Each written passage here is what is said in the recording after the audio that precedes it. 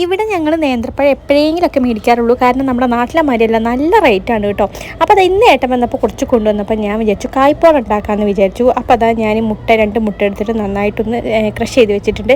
പിന്നെ നമ്മൾ നെയ്യ് എടുത്തിട്ട് അതിലേക്ക് കുറച്ച് അണ്ടിപ്പരിപ്പ് മുന്തിരി ഒന്ന് വയറ്റി മാറ്റി വെച്ചിട്ട് പിന്നെ അതിലേക്ക് ഒരു പഴം എടുത്തിട്ടുള്ളൂ. കാരണം ഞങ്ങൾ മാത്രമേ ഉള്ളൂ കഴിക്കാൻ. അപ്പോൾ ആ പഴം ഒന്ന് വാട്ടിയെടുത്തു. അതിന് ശേഷം ഈ മുട്ടയിലേക്ക് കുറച്ച് പാലും ഏലക്കായും ചേർത്ത് കൊടുത്തു. പിന്നെ ഈ പഴം കൂടെ അതിലേക്ക് ചേർത്ത് കൊടുത്തിട്ട് നന്നായി മിക്സ് ചെയ്തിട്ട് ഒരു 2 സ്പൂൺ പാലും കൂടെ ഒഴിച്ചു കൊടുത്തു കേട്ടോ. എന്നിട്ട് നന്നായി മിക്സ് ചെയ്തിട്ട് പാനിലേക്ക് ഒഴിച്ച് കൊടുത്തിട്ട് ഒരു വേഗം പെട്ടെന്ന് വേവുന്ന റെസിപ്പിയാണ്. ഒരു 5 മിനിറ്റ് മതി കേട്ടോ.